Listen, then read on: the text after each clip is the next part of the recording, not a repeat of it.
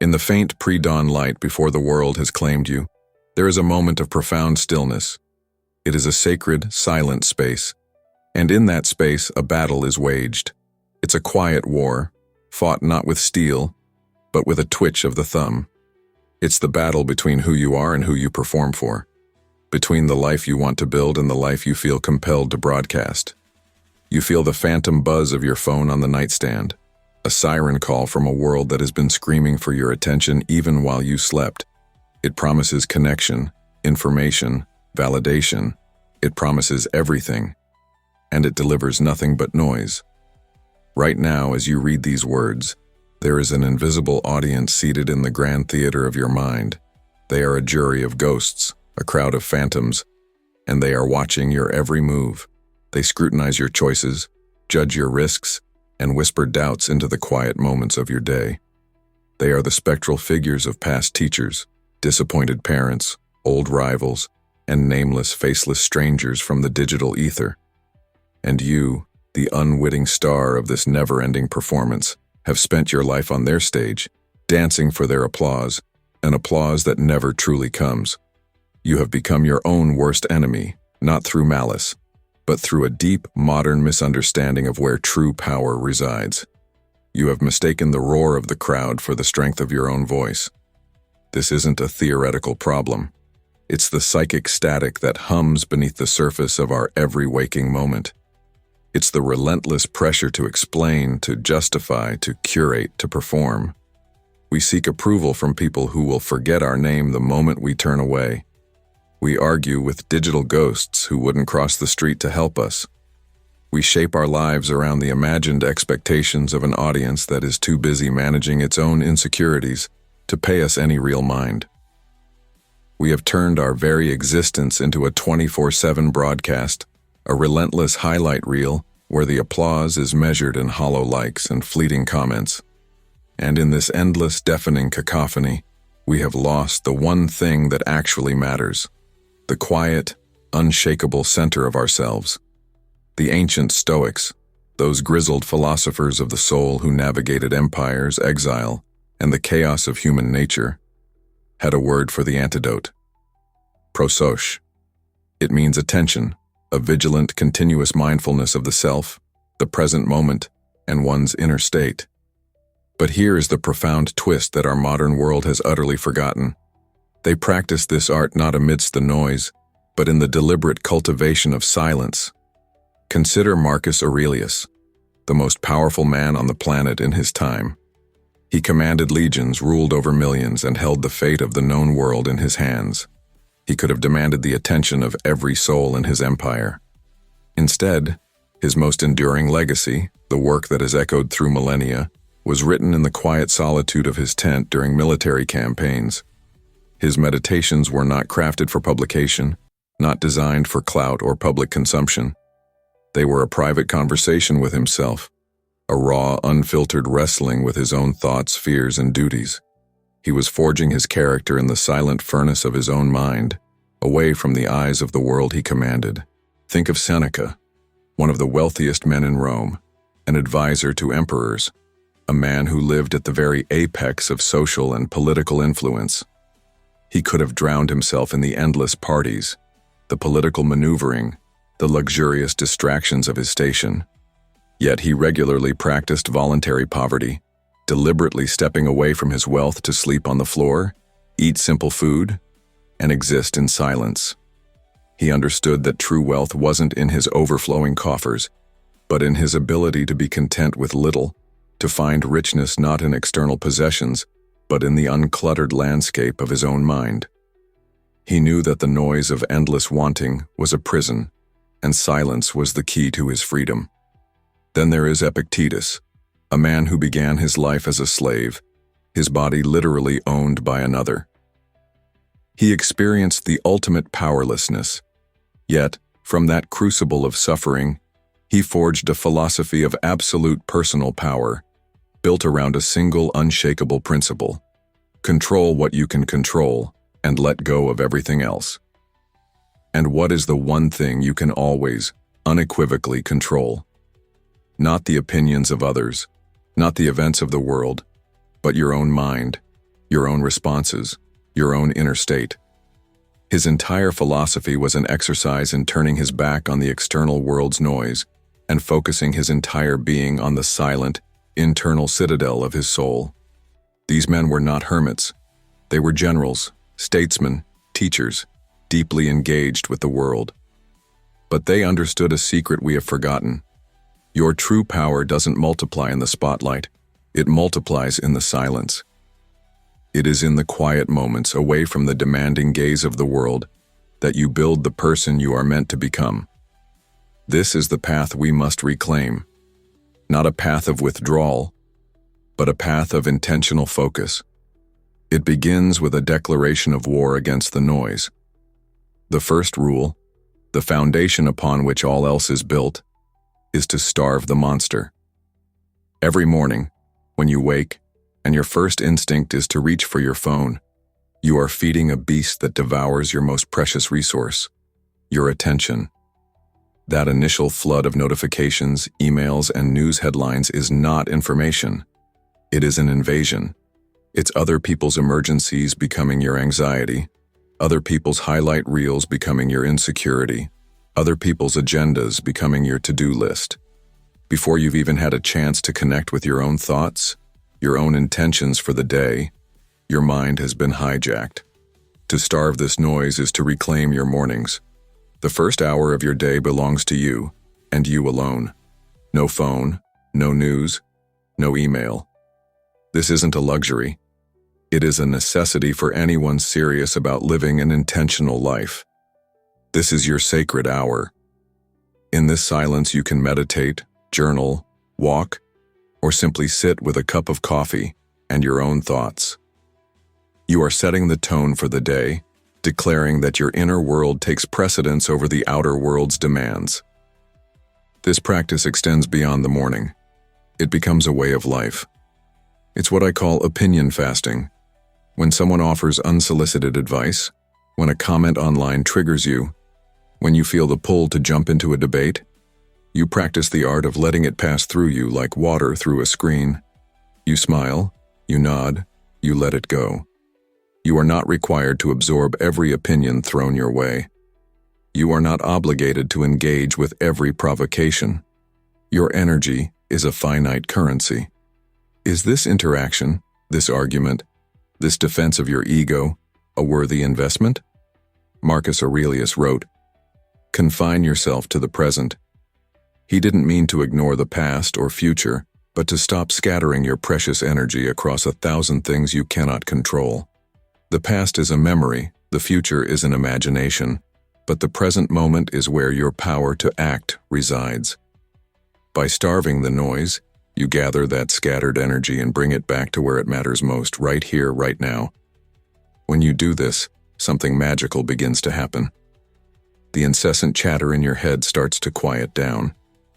In the space that opens up, you begin to hear your own voice again, not the rehearsed voice you use for the audience, but your true, authentic voice. You remember what you actually want, not what you've been told you should want. Your own thoughts become more interesting than anyone else's drama. You stop being an emotional ping-pong ball, bounced around by the moods and opinions of others. You become a mountain, aware of the passing weather but unmoved by the storm. The second great truth is to understand that the audience you've been performing for is an illusion. You must learn to move like nobody's watching, because in the ways that truly matter, nobody is. That invisible jury in your mind, the one that makes you hesitate before starting a new project, changing your style, or pursuing a dream, they are ghosts of your own creation, projections of your deepest fears of judgment and failure.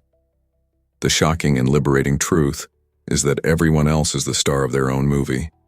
In their story, you are, at best, a background character. They are far too consumed with their own anxieties, their own performances, and their own invisible audiences to spend more than a fleeting moment evaluating your life. We live as if we are on a stage, constantly adjusting our performance based on the imagined reactions of the crowd. But real life isn't a performance, it's a practice. It is in the unwatched moments, the messy, uncurated, authentic actions that real growth occurs. The Stoics called this authentic action, acting from your true nature, from your own values, not in reaction to the fear of judgment. When you decide to start a business not for the Instagram post announcing your founder status, but because you are passionate about solving a problem. When you start working out, not for the progress photos, but because you value your health and strength. When you speak your truth in a meeting not to sound smart, but because you have something of value to contribute. That is authentic action. And here is the beautiful paradox. The moment you stop trying to be interesting, you become magnetic. The moment you stop performing for others, you begin to live a life that others find genuinely inspiring. Authenticity is a beacon. It gives other people permission to drop their own masks and be real. You become not just free, but a source of freedom for those around you. But the most critical part of dismantling this stage is realizing that your harshest critic, your most demanding audience member, has always been you. You have internalized so many voices, so many shoulds and should nots, that you have become your own prison guard. The fear isn't just what they will think, it's what the they inside your own head will say. Breaking free means questioning that inner critic with the same skepticism you would an external one. When that voice whispers, "What will people think?" you must learn to ask back, which people, specifically? And why does their imagined opinion matter more than my own authentic impulse? When you challenge it, you will find it has no real power. It's a phantom, and its only strength comes from your belief in it. The third pillar of this silent revolution is to treat your energy as the most expensive currency you possess. Imagine you wake up each day with 100 units of energy. Every interaction, every thought, every worry is a transaction. Are you investing your energy in assets that yield growth, peace, and fulfillment? Or are you squandering it on liabilities that leave you emotionally bankrupt? This is where the power of the clean no becomes your greatest financial tool. Not the apologetic, over-explained no that signals guilt, but the firm, clear, unjustified boundary. No, I can't take on that project right now. No, I won't be able to make it to that event. No, I am not available to discuss that topic. Period. No further explanation is needed. People who respect you will respect your boundary. People who don't have just revealed themselves as energy liabilities you can no longer afford. Keeping your energy expensive is not selfish, it is strategic. It is recognizing that to show up fully for the people and projects that truly matter, you must stop showing up halfway for everything else. Instead of being half present in 10 conversations, you become fully, deeply engaged in the 2 that are meaningful. Your friends and family get the best version of you, not the drained, distracted leftovers after you've given your prime energy away to digital distractions and emotional vampires. This requires a new set of filters for every decision. The value filter. Will this add genuine value to my life or the lives of those I truly care about? If the answer isn't a resounding yes, it's a no. The motivation filter. Am I doing this from a place of genuine interest and alignment with my values or from fear, guilt, or obligation? Fear-based decisions always lead to a deficit. The opportunity cost. Filter. Is this the absolute best use of my precious energy right now, or is it just filling time? When you begin to manage your energy with this level of intention, the world around you begins to shift. Your time becomes more valuable because you value it. Your opinion becomes more meaningful because you don't offer it carelessly. Your presence becomes a gift because it is given with purpose. You become the CEO of your own energy portfolio, investing wisely in a life of substance, not just noise. This leads us to the 4th battlefield, the echo chamber. We all live in one. It's the comfortable bubble of friends, algorithms, and information sources that confirm what we already believe. It feels safe, warm, and validating. It is also a velvet-lined prison that stunts our growth. True wisdom, as Socrates famously declared, begins with the admission of ignorance. I know that I know nothing. The echo chamber does the opposite. It insulates us in a cocoon of certainty, making us feel wise while keeping us ignorant. If everyone in your circle agrees with everything you say, if every article in your feed reinforces your existing worldview, You are not learning, you are stagnating. Real growth doesn't happen in comfort. It happens at the edge of your understanding. Killing the echo chamber doesn't mean seeking out arguments with strangers on the internet. That's just another form of noise, a form of entertainment masquerading as intellectual curiosity. It means actively and intentionally seeking out perspectives that challenge you, in good faith. It means reading the book by the author you disagree with, not to find flaws, but to understand their perspective. It means having a genuine conversation with someone from a completely different background, not to convert them, but to listen. It means putting yourself in rooms where you are the least experienced person, not the most knowledgeable. It also means killing the echo chamber inside your own head. Those familiar, limiting scripts that play on a loop. I can't do that. I've never done it before. It's safer to stick with what I know. I'm not confident enough yet. Must be silenced. You replace them with powerful, open-ended questions. What would a person I admire do in this situation? What would I attempt if I knew I couldn't fail? What opportunities am I missing because I'm looking at this through my same old lens?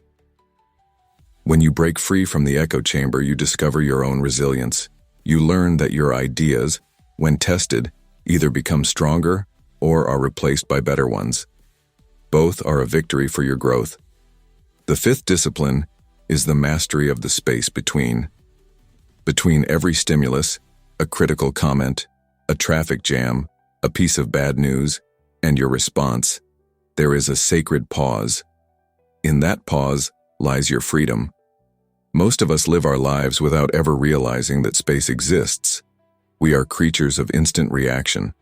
The trigger is pulled, and the emotional bullet fires. But the Stoics taught that this is a form of slavery. The true master is not the one who never feels anger or frustration, but the one who observes those feelings without being commanded by them. This is the practice of watching without reacting. It's not passive, it's profoundly active. When you feel that familiar surge of emotion, annoyance, anger, excitement, your task is to simply pause. Watch it. Observe it with the detached curiosity of a scientist. Notice where you feel it in your body, the heat in your chest, the tension in your jaw. Observe the thoughts that arise without immediately acting on them. In that moment of observation, you are no longer the emotion, you are the awareness of the emotion. And from that place of awareness, you have options. Reaction is born from your wounds. Response is born from your wisdom. Reaction is immediate and impulsive. Response is intentional and considered. Reaction asks, how can I make this stop hurting right now? Response asks, what is the most helpful and virtuous way to move forward? This practice is forged in the small moments. It's taking 3 conscious breaths before replying to that critical email. It's asking yourself, is this true? And does it truly matter? Before letting a comment ruin your day. By creating this space, you reclaim your power. You stop being a puppet to your own emotions and the events of the world, and you start becoming the calm, centered architect of your own experience. This brings us to the most insidious addiction of our time, the pursuit of clout. We must learn to turn our backs on it. Clout is the phantom currency of the digital age, the illusion of accomplishment without the substance. It's the dopamine hit of a viral post, the hollow validation of 1,000 likes from people you'll never meet. It's a rigged game, where algorithms and crowds decide what gets celebrated, and it's destroying more real dreams than any drug ever could. People are spending more time crafting the perfect post about their goals than actually working towards them. They are building personal brands instead of building businesses, creating content about their art instead of creating actual art. They have tragically swapped the real thing for the performance of the thing. Seneca warned us about this. It is a shameful thing to be weary of inquiry when what we search for is excellent.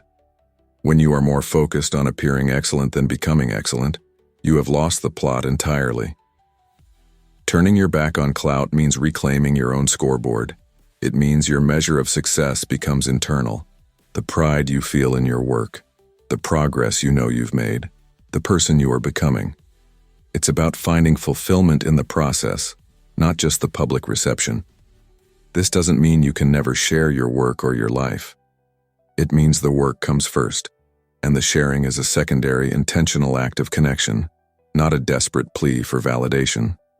You build the thing in private, and only when it's real and substantial do you choose to share it. Finally, you must learn to protect your comeback story. Here's a secret no one talks about. Right now, in your moments of struggle, in your setbacks, in the quiet, unwitnessed hours of work, life is preparing you for something bigger. These are the chapters of your comeback story. But you cannot write a powerful story if you are live tweeting every plot point. You cannot build something extraordinary if you are constantly seeking feedback on the scaffolding. You cannot surprise the world with your transformation if you are documenting every single step of the process. The most powerful comebacks happen when people least expect them.